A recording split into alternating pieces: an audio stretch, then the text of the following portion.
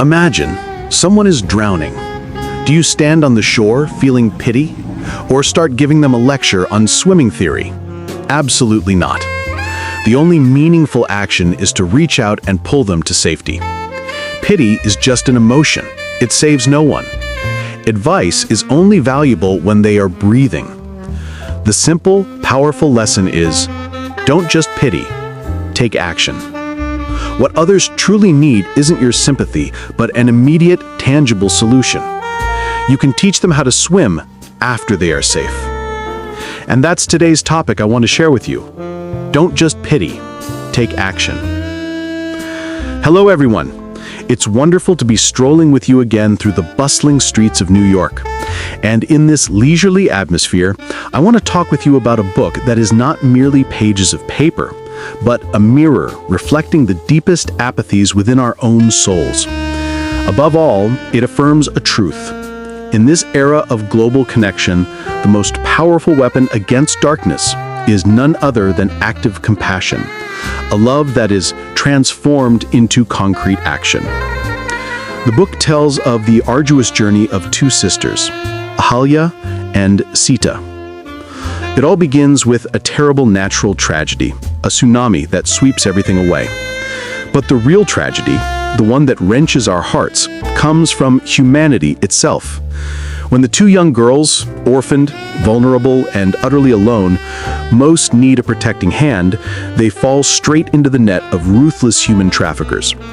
The most haunting aspect is not the brutality of the criminals, though it is portrayed with heartbreaking realism, but rather the silence and indifference of a long chain of ordinary people. They, whether inadvertently or intentionally, became invisible links guiding the sisters into a living hell.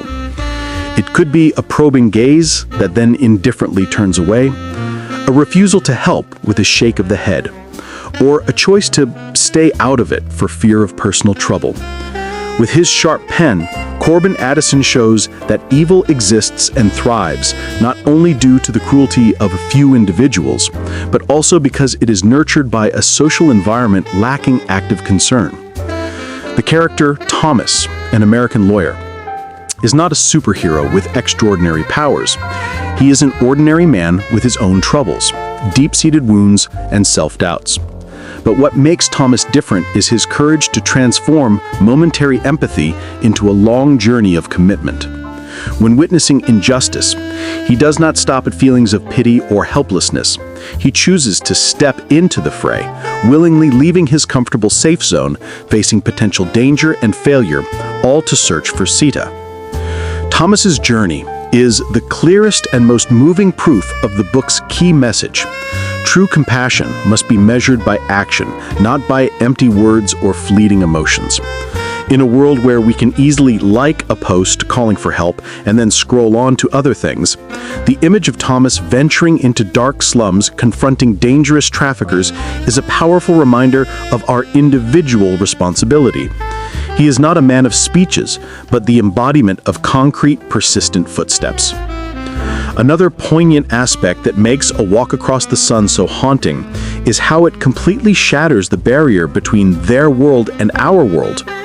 From a peaceful fishing village in India, the story leads us to the rich, civilized neighborhoods of the West, where girls like Sita are silently exploited. It exposes the hidden economic thread connecting the suffering of the poor in a distant land to the selfish, dark desires in the heart of civilized society. This message forces the reader to jolt into realization. Our indifference is not harmless. It is part of the problem's chain. And conversely, an act of care, no matter how small, can create an unexpected wave of change. A Walk Across the Sun does not demand that we become extraordinary heroes like Thomas, but it places before us unsettling questions. When we witness something wrong, something unjust, do we choose to look the other way, telling ourselves, "It's not my business"? Do we have the courage to speak up, dare to ask questions, or simply take a moment to seek the truth before hastily judging? Are we willing to take a step, even a small one, like sharing accurate information, supporting an anti-trafficking organization, or simply educating ourselves and those around us about this pressing issue? In the era we live in, the message from A Walk Across the Sun becomes strangely haunting and urgent. Every day, we scroll past hundreds of news items, missing children, trafficked women, tragic fates in far-off lands, and often leave behind an emoji, a brief lament, then continue with our busy lives. We are gradually becoming people of distant pity, experts at shedding virtual tears over virtual tragedies. But this book wrenches our conscience with a simple, heart-rending question. Are those invisible tears enough to wash away the bleeding wounds out there? Look around in our own daily lives. When we see an elderly neighbor struggling with heavy bags, a colleague who seems exhausted after some loss, or a lost child in a supermarket with a panicked look, the moment we choose to stop, ask, and offer a helping hand is when the message of A Walk Across the Sun is realized most vividly. It is not the action of a saint, but the choice of a person who knows how to live with human responsibility. Thomas in the story is not a Superman, he is just an ordinary person who dared to make another's pain his own, and to transform his outrage at injustice into concrete action.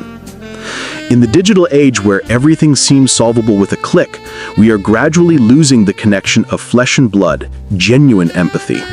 We might enthusiastically share a post calling for anti-trafficking efforts, but remain indifferent to the exploited workers right in our own city. We rage against evil in distant places, but stay silent, turning a blind eye to the injustices and hurts within our own families, workplaces, or schools. A Walk Across the Sun reminds us that darkness exists not only in transnational crime rings, but also hides in our own indifference and apathy towards the pain of the person next to us. The book teaches us that true compassion does not require grand, extraordinary deeds. Sometimes it only needs to be a non-judgmental gaze towards a stranger crying silently, the patience to listen to the story of someone who is lonely, or simply the courage to stand by the weaker side in a conflict. Each small action like that, like warm rays of sunlight filtering through leaves, might not be enough to illuminate the entire vast forest, but it is certainly enough to warm a single young sprout trying to reach up from the cold darkness. Today, right now, that message is still pulsating, waiting for us to listen.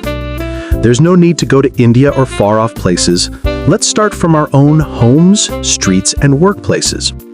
Let A Walk Across the Sun not just be a book on the shelf, but become a whisper in our hearts. Our apathy today could be the unintentional gateway to someone's hell tomorrow. And conversely, our act of compassion, no matter how small, could become the miracle that saves a life.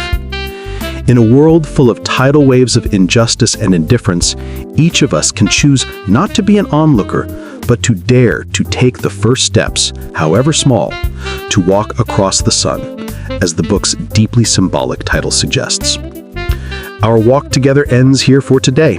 If you have any thoughts, please share your feelings in the comments below, and we will meet again in future adventures in the city that never sleeps, with many other meaningful and captivating book stories. Goodbye for now.